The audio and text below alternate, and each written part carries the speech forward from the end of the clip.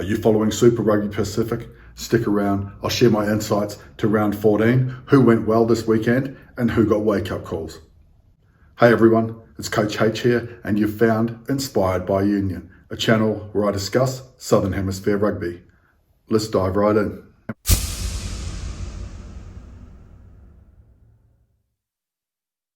Greetings Rugby Universe, week 14 of Super Rugby Pacific, done and dusted. Some huge results coming out of Canberra, Hamilton and Christchurch. Chiefs versus the Hurricanes. Well, a game of two halves, but what two absolute quality halves we got. The Hurricanes threw solid forward runners, deception at set piece, at a rugged home side who absorbed plenty of the visitors' attack. Building a lead of 14 at halftime whilst weathering a red card, the Hurricanes looked set to grind this game out. A desperate Chiefs responded through tries to Narawa and Satiti, and a 71st minute penalty tied the game at 17-all. From this point, it was the Hurricanes who had the superior game management as they played for territory and applied the pressure. Commentators were upset when a dominant Jacobson tackle resulted in a penalty when he was pinned into the ruck. However, the Canes done a fantastic job at the breakdown to seal him in, ensuring he couldn't move. The unheralded BC converted ice in the veins, and the Hurricanes win 20 points to 17. Brumbies versus the Rebels. In my preview to this game, I stated that whilst the Brumbies had been winning, they hadn't quite hit their straps yet. Well, they exploded out of the blocks in this game, and they didn't relent whilst they went the distance. They also sent a comp-wide warning there'll be a handful at home come finals. The Rebels couldn't handle the pace, and ruck infringements kept referee Gardner busy on the whistle. The home side also struggled with referee interpretations, and 16 penalties and 2 yellows means they have something to work on in the discipline department before finals. The Brumbies in a canter by 53 to 17.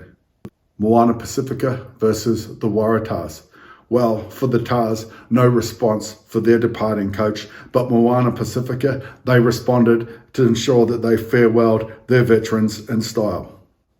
Moana were busy and intentional with everything they did in this game. One of my favourite rookies in 24, Kyron Talmoifalau, who wasn't initially named in this one, toyed with the Tars defence. And 24, well, we've unearthed some absolute talent this season.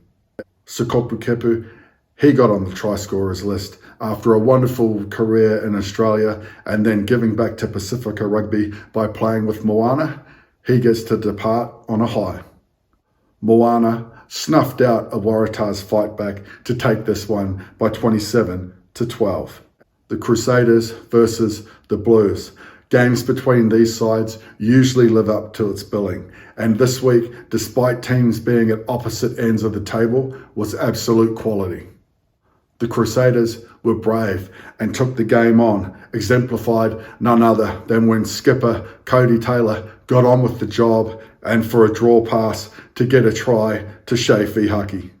The Blues lamented their lack of discipline post-game. However, I thought they were quality and they really owned this game for periods. Skipper Tuipulotu and Akira Ioane were outstanding in the tight stuff for the Blues. Meanwhile, Cody Taylor may have proved that a sabbatical at home, totally resting from rugby, may be just what players need in terms of reinvigoration and hunger for the black jersey.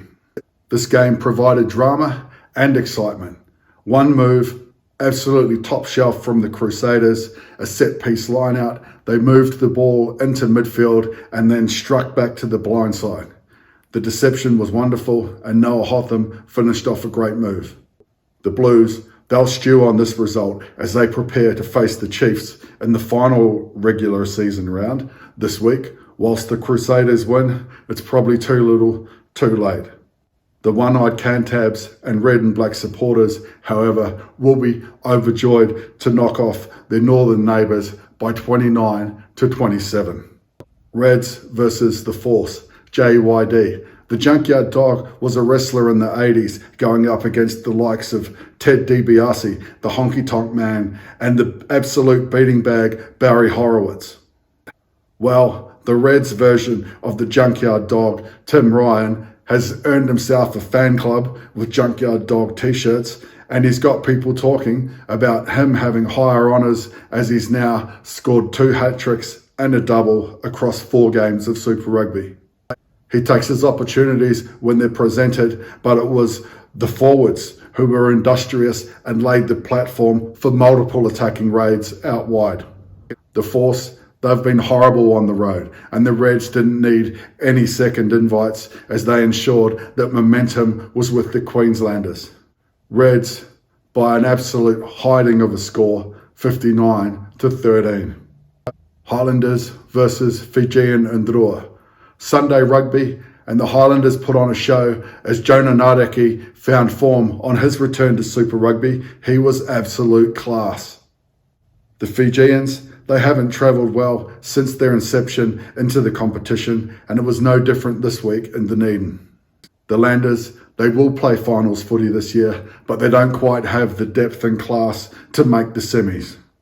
Bullying a timid Indrua who struggled to perform away from home isn't quite going to cut the mustard against one of the top 4 sides away. The Landers, they do look the goods when they string things together. It's positive signs for 25 if they can keep the nucleus of this group together. The home side by 39-3. If you're finding these insights helpful, consider pressing the subscribe button or hitting that bell so that you get more insights every week.